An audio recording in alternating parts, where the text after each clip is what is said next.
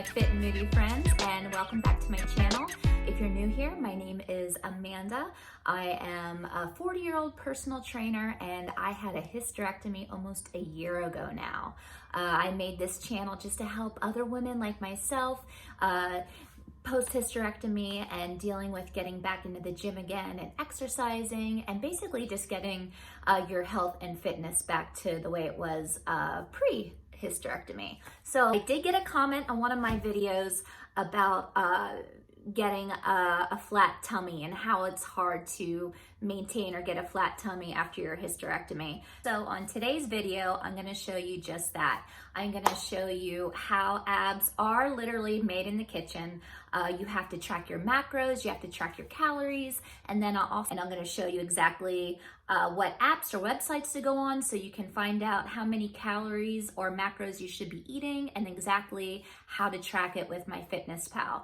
So stay tuned. I will be going over all those details and exactly how you can do it, because I promise it is possible that you can get a flat tummy after your hysterectomy, that your hysterectomy surgery is not making you have a belly or a tummy. Like, the only thing that's making you have that is the excess calories that you're eating and the lack of core exercises that you're doing. So stay tuned and follow along with me, and please let me know of any events or any more videos that you'd like to see. Just leave them in the comment box below, and I will be sure to make a video for you.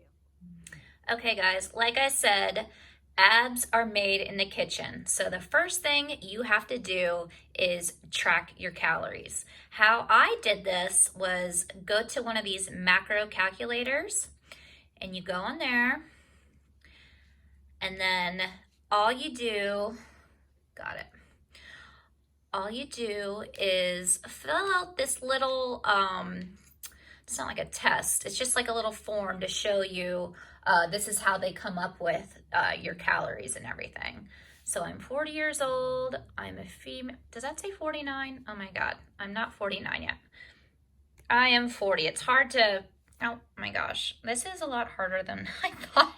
Trying to use my phone to record and then fill this out. Okay, so I'm 40 years old, I'm a female, I weigh 100, I'm like in between 135 and 140, so I'm just gonna go up to 100, not 149, oh my goodness. I'm 140 pounds, I'm a short shit, I'm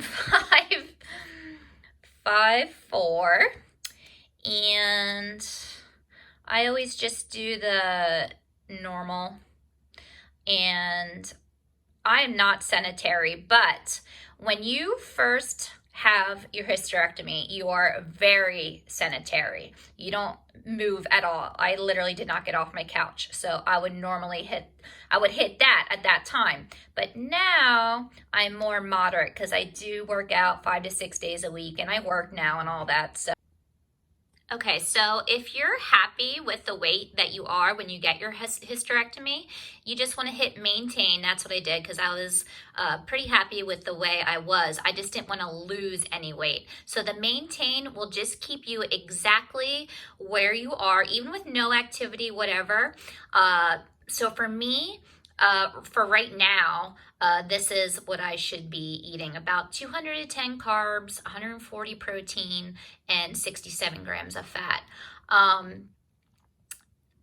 And that is with high maximum protein, because I do a lot of heavy strength training, so this is pretty accurate for me. So make sure when you do this, unless you want to lose weight, that would change. See, like, oops.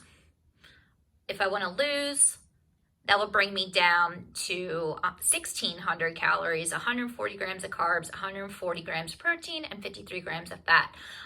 It's always going to stay around as many grams of protein as you are how much you weigh. Like I weigh 140 pounds, so I'm going to eat about 140 grams of protein a day. So this, if I want to lose weight, is where I should be at. And then just to maintain my weight is basically what I'm doing now. This is about what I eat. Now, right now, I don't track anything. I intuitively eat. I kind of know what I should be eating, but I probably do eat around this. But I've been doing this so long, I just kind of know what my body needs. But I do always try to stick within like the 140 grams of protein, because that helps maintain the muscle, the lean muscle that I have now. So after you're done doing this and you get your calories and everything, you want to get out of here. Is an app, if you haven't heard of it, that you go on and you can literally track. You can track all the food that you eat. Let's see if this works. Does it work? Is it going to get me in? Usually I use my phone. I never use a computer to track this. Oh my God, look at me with my blonde hair and Casey. This is so long ago. Oh my goodness. Okay. So none of this is probably right because it's been so long since I've been on it. But all you want to do is you go to your food, or it says your diary, and you add all your food.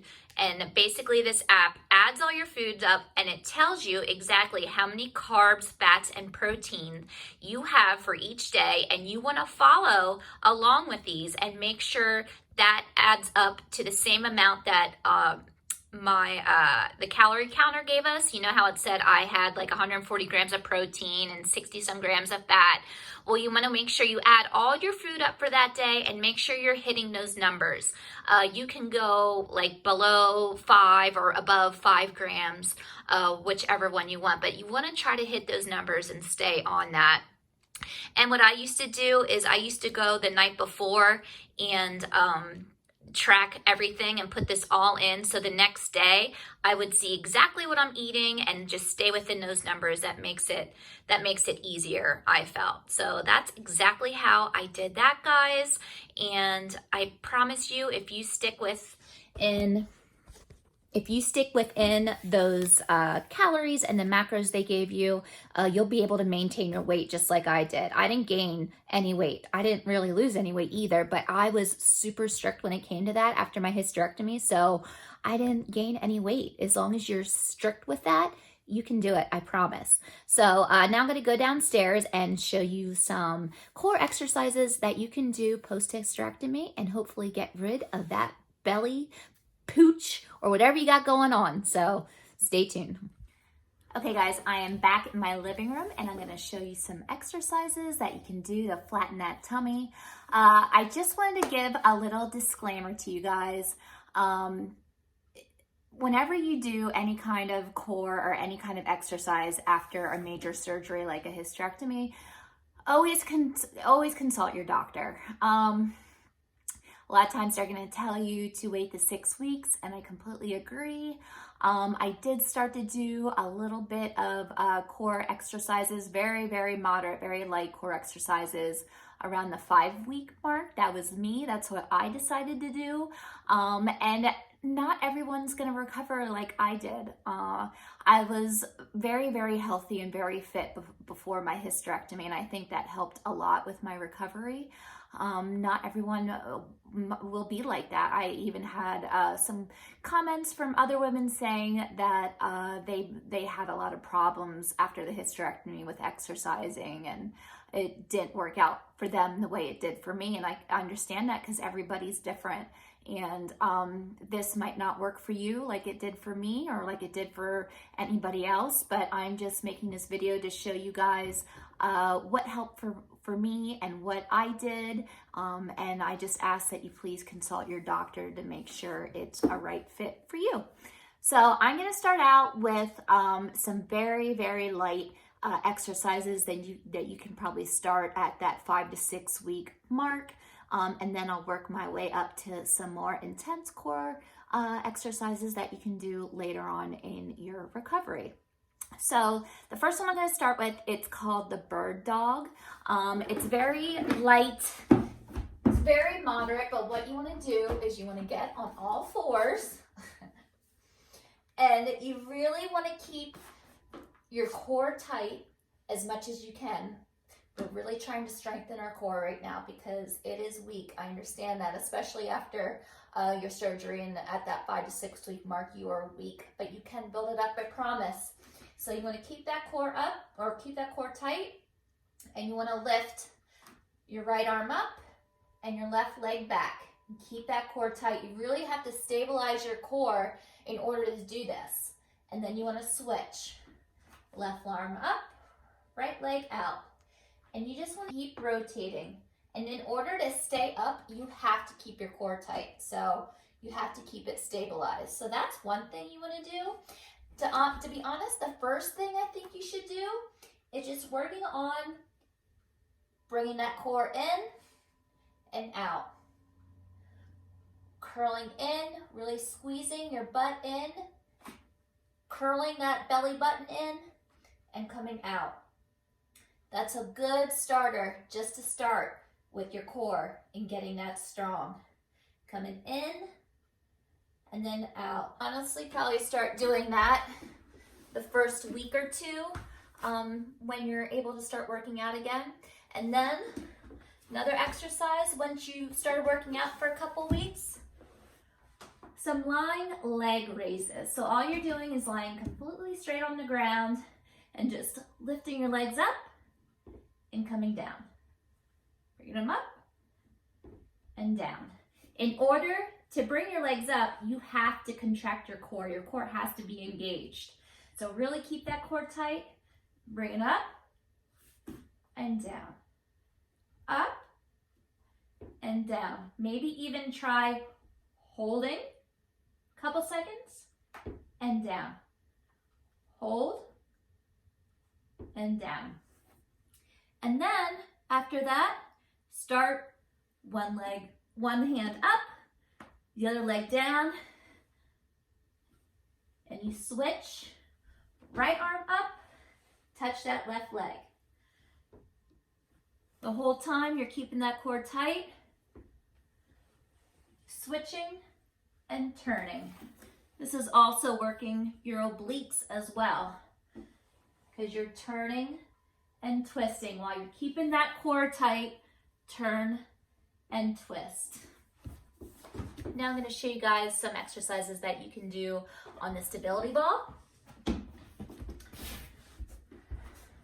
So I got my Swiss ball right here.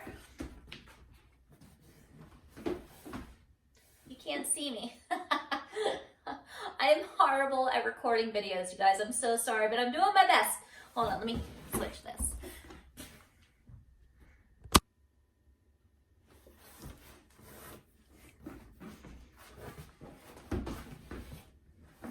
All right, guys, on the Swiss ball, all I want you to do is keep your lower back on the ball, hands behind your neck, and all we're doing is crunching slightly, not yanking.